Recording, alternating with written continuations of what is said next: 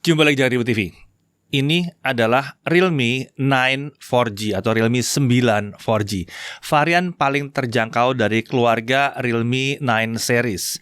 Jadi di keluarga ini ada Realme 9 Pro Plus 5G, itu yang paling tinggi.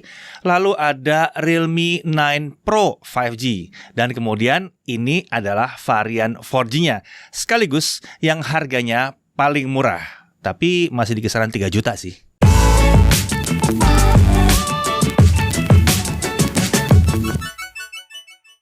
Oke, kita langsung aja lihat isi kotaknya ada apa ya dari si Realme 9 4G ini. Tentunya ada unitnya, ada screen protector yang sudah terpasang, ada clear case, ada USB Type-C, lalu ada charger 33 watt Dart Charge, ada dokumen, dan ada SIM ejector. Untuk desain bisa dikatakan Realme menggunakan Ripple Holographic Design di sini ya.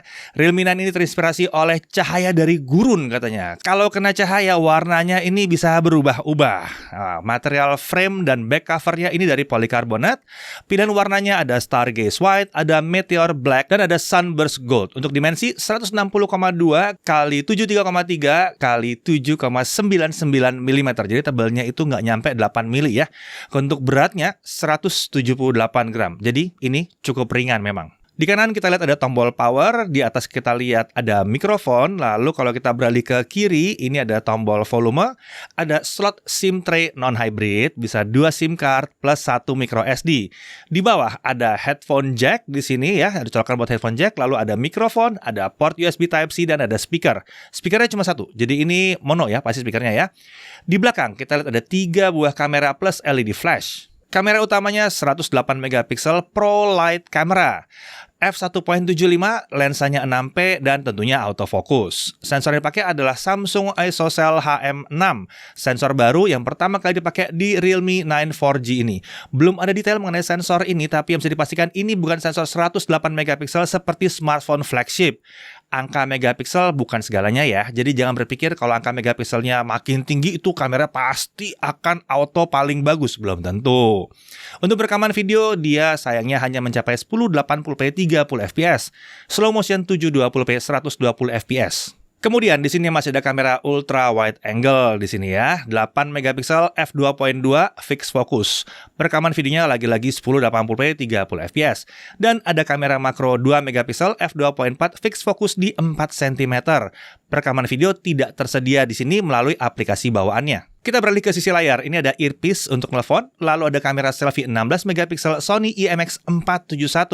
Bukannya f2.45 fixed focus, dan perekaman videonya lagi-lagi 1080p 30 fps. Agak disayangkan ya, nggak ada satupun sensornya bisa 1080p 60 fps. Atau yang 4K 30 ya, padahal pendahulunya bisa nih di sini. Oke, kita bicara soal layarnya. Dia pakai desain punch hole, banyak yang suka nih tentunya ya. Ukurannya 6,4 inci, resolusi Full HD+, dan ini adalah panel Super AMOLED. Layarnya flat, refresh rate-nya sampai dengan 90 Hz. Tentunya dia pakai Corning Gorilla Glass 5. Brightness-nya diklaim bisa mencapai 1000 nits. Terdapat fingerprint under display Super AMOLED. Bisa ya di sini ya. Ini adalah fitur yang cukup langka untuk harga segini ya. Biasanya tuh pada masih pakai fingerprint samping walaupun udah Super AMOLED. Lalu always on display juga tersedia di sini, dan menariknya kita dikasih opsi untuk power saving, nyala terus-menerus dan bisa juga dijadwalkan. Jadi nggak cuma mentok 10 detik aja. Seperti ya sudahlah, kita lanjut. Untuk color gamut di mode defaultnya hasilnya adalah seperti ini ya dari pengujian kami ya. Nah, kalau kita pindahkan ke mode natural, hasilnya seperti ini. Ini akan lebih pas di mode natural ini kalau kita mau ngedit-ngedit foto misalnya. Karena ya hasilnya akan lebih real dan banyak smartphone akan melihat hasil yang sama. Oke, terkait refresh rate di layar, di mode auto dia bisa naik turun antara 60 sampai 90 Hz tergantung aplikasinya. Yang kami suka di sini sistemnya lumayan pintar. Kalau kita ambil contoh ya YouTube ya, saat masih di menu scrolling kita bisa ngerasain 90 Hz-nya. Saat kita muter video, dia akan langsung turun ke 60 Hz. Ini cukup cerdas nih.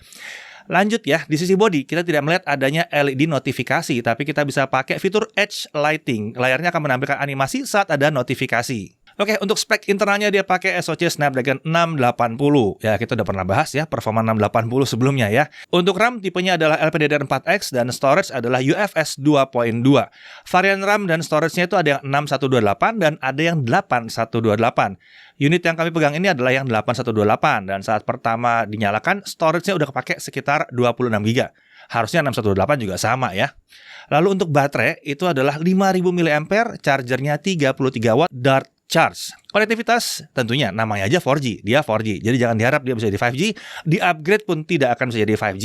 Wi-Fi-nya Wi-Fi 5, Bluetooth 5.1 dan dia punya Wi-Fi sharing. Kalau dia nanya display output bisa? Nggak bisa. Dia nggak bisa dicolok dari sini terus nyambung ke monitor atau TV. Belum bisa ya.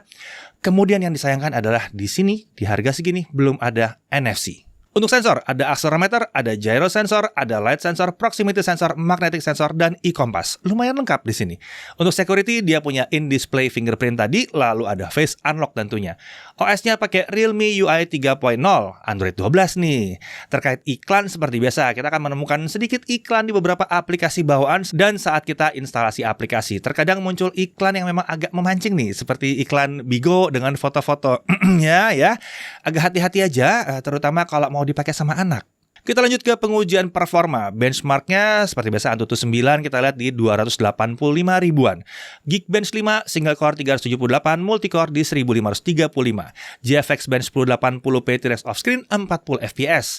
Untuk 3D Mark Slingshot Extreme graphics score-nya di 1172. Sementara untuk 3D Mark Wildlife Stress Test best loop score-nya di 450 dan lowest loop score-nya di 449.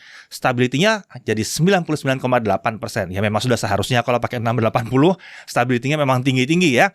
Untuk CPU throttling test kita dapatkan setelah setengah jam dia turun ke 89%. Masih oke di sini. Untuk ujian gaming, mode performa yang ada di dalam game tools kita setel ke Pro Gamer Mode supaya performanya maksimal. Genshin Impact setting lowest 60 fps, hasilnya adalah 25-35 fps saat traveling dan bisa ke 20-25 fps kalau lagi battle. Sebetulnya dari beberapa smartphone Snapdragon 680 yang udah kita coba, ini adalah salah satu yang bisa ngasih pengalaman Genshin-nya cukup nyaman dan stabil. Soalnya kita pernah nyobain smartphone lain yang sama-sama pakai Snapdragon 680 tapi performanya tidak semulus ini. Walaupun memang ini belum sekencang 680 paling kencang yang pernah kita tes. Nah, kalau untuk battle ya memang agak susah ya, pasti berat banget bebannya. Wajar kalau bisa drop sampai sekitar 20 fps. Nah, kalau mau versi ranking kita kasih dia D aja deh. Udah bisa dimainkan tapi jangan ngarep terlalu banyak aja. Ya lumayan lah buat jalan-jalan gitu ya, lumayan. Lanjut ke PUBG Mobile. Setting maksimumnya adalah smooth high. Sayangnya tidak bisa lebih. Dengan setting seperti ini, frame rate-nya didapat hanya sekitar 30 fps saja, tapi cukup stabil untuk dimainkan dalam jangka waktu yang panjang. Kemudian Apex Legends ya. Setting maksimumnya bisa didapat di sini adalah grafisnya balance dengan frame rate-nya di high. Hasilnya selama dimainkan satu match kita bisa dapatin sekitar 40 fps rata tanpa frame drop yang mengganggu. Lalu Mobile Legends, setting refresh rate di dalam game ini bisa maksimal di high. Belum bisa lebih, tapi menariknya grafis ultra udah bisa dibuka di sini. Hasilnya adalah 60 fps lancar tanpa frame drop yang mengganggu juga. Kemudian Subway Surfer sayangnya terkunci di 60 fps aja ya. Entah kenapa begitu dipasang refresh rate-nya langsung turun ke 60 Hz. Kemungkinan ini masalah kompatibilitas dengan Android 12 atau gimana, kurang tahu. Sebetulnya enak sih kalau main di 90 ya. Lalu Modern Warship, settingnya medium, semua efek nyala, frame rate kita taruh di 120. Hasilnya awal battle kita masih bisa dapat 55-60 fps dan kalau udah mulai rame dia frame dropnya mulai sampai ke 40-an fps. Jadi untuk game yang satu ini lumayan oke ternyata. Nah, kesimpulan soal gaming, sebetulnya performa Snapdragon 680 di Realme 9 ini ya di atas ekspektasi kami. Nyaris semua game bisa dimainkan cukup lancar, bahkan Genshin Impact pun masih lumayan lah, masih playable. Jadi walaupun ini bukan Snapdragon 680 paling kencang yang pernah kami tes, tapi ini sudah sangat dekat sekali. Untuk suhu, kita main Genshin Impact 30 menit dengan setting lowest 60 di layar 34-39 derajat Celcius dan di sisi belakangnya 33-39 derajat Celcius. Lanjut ke pengujian baterai, kita lakukan video playback yang lokal, video playback itu bisa habis baterainya dalam waktu 20 jam lebih dikit lah ya. Lalu untuk video playback 1080p dengan YouTube, dalam 30 menit baterainya habis 3%. Lalu untuk TikTok, dalam 30 menit baterainya habis 4%. Lalu Genshin Impact, 30 menit lowest 60 fps hanya turun 9%. Nah, kalau untuk charging, baterainya 5000 mAh ya, charger bawaan 33 watt, 0-50% dia terisi dalam waktu 31 menit, sementara 0 sampai penuh atau full dia butuh 1 jam 16 menit. Ini hasil yang oke sih di sini. Kita lanjut ke pengujian kamera tapi tentunya bareng sama Chris ya. Oke, ini adalah contoh hasil kamera selfie-nya dari Realme 9 4G. Kemudian suara yang kalian dengar ini juga adalah mikrofonnya dari Realme 9-nya langsung. Saya nggak pakai mikrofon eksternal, suara yang kalian dengar ini suara langsung dari mikrofonnya. Kalau dari segi kualitas gambarnya sendiri, kalau saya lihat dari layar tuh warnanya terasa wash out gitu ya. Warnanya kayak pucat kalau saya lihat dari layar. Tapi ada dua hal aja sih yang agak saya sayangkan, itu adalah pertama, resolusi videonya mentok di Full HD 30, jadi nggak bisa lebih. Kemudian dia nggak punya stabilizer sama sekali, jadi emang mesti hati-hati kalau lagi dibawa jalan kayak begini. Biasanya kelas harga segini kamera selfie-nya minimal udah ada stabilizer lah. Yang ini sayangnya belum ada. Lalu ini adalah hasil kamera utamanya kayak begini.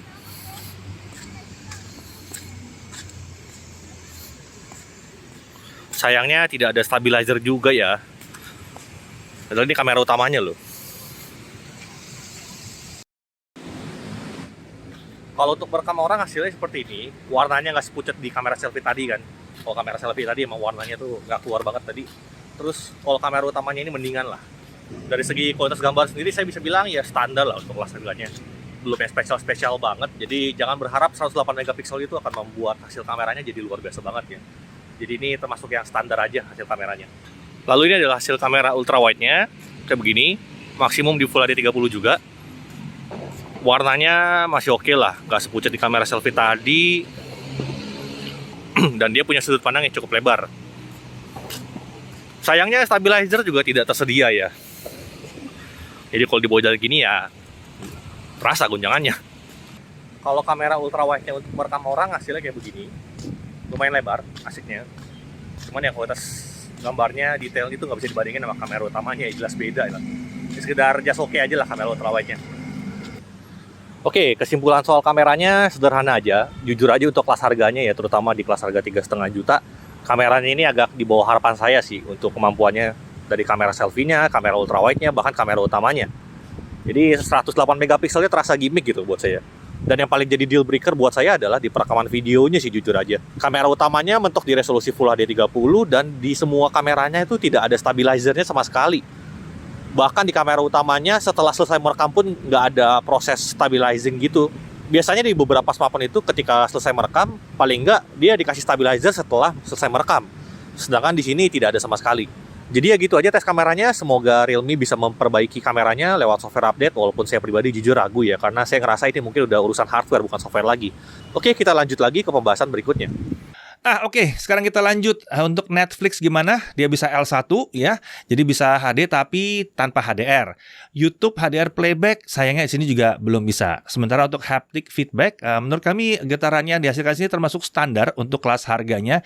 Bukan yang paling bagus tapi juga bukan yang paling buruk. Untuk harga 6128-nya harga resminya ada di 3.399.000. Nah, kalau kalian ikut pre-order, harganya di 2.999.000 dan varian ini eksklusif online ya.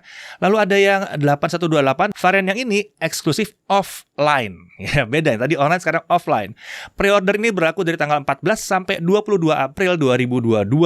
Dan yang ikut pre-order akan gratis dapat Realme Phone Holder selama persediaan masih ada. Oke, untuk hal yang perlu diperhatikan. Pertama, tentunya ini belum 5G di harga segini. Lalu speakernya masih mono ya, masih single speaker ya. Kemudian dia pakai Snapdragon 680, walaupun performanya nggak malu-maluin banget ya, tapi di kelas yang sama itu ada yang jauh lebih kencang.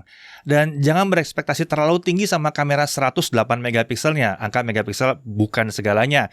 Hasil kamera utamanya ya oke lah untuk kelas harganya, bukan yang super-super spesial banget.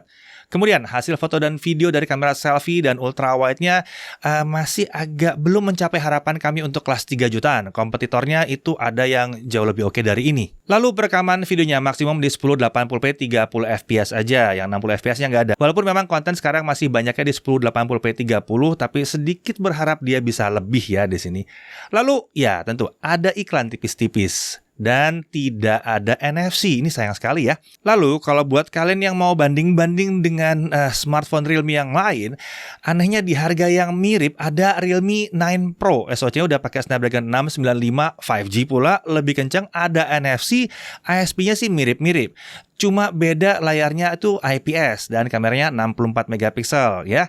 Agak membingungkan memang, tapi ya patut untuk dipertimbangkan di situ. Oh ya, sebagai catatan saat video ini dibuat, Realme 9 Pro yang 6128 tuh harga sekitar 3,4 juta dan 818 ada di 3,7 juta rupiah harga resminya. Tipis ya bedanya ya. Dari sisi kelebihan, layarnya Super AMOLED Full HD 90 Hz. Ini mantap memang tampilannya. Always on display-nya nggak cuma 10 detik. Kemudian ini adalah smartphone dengan in-display fingerprint paling murah di Indonesia. Ditambah bisa jadi heart rate monitor pula di sini ya. Punya kemampuan adaptif untuk refresh rate-nya. Baterainya juga terbilang ya lumayan awet lah ya. Desainnya, nah ini, desainnya keren sih di sini. Lalu isi box-nya masih dapat dong, charger, screen protector masih ada di situ. Casing juga masih ada. Kemudian SIM tray-nya non-hybrid. Jadi kalian bisa pasang 2 SIM card plus 1 micro SD. Ya, akhir kata menurut kami pricing Realme kali ini agak sedikit membingungkan ya. Jika kalian sukanya sama Realme 9 4G ini dan pilihan kalian harus smartphone Realme, varian yang paling menarik ya itu adalah yang 6128 jadinya. Dan tentunya itu kalau kalian belinya di harga 2.999.000. Saya Didi Irfan, Jakarta TV.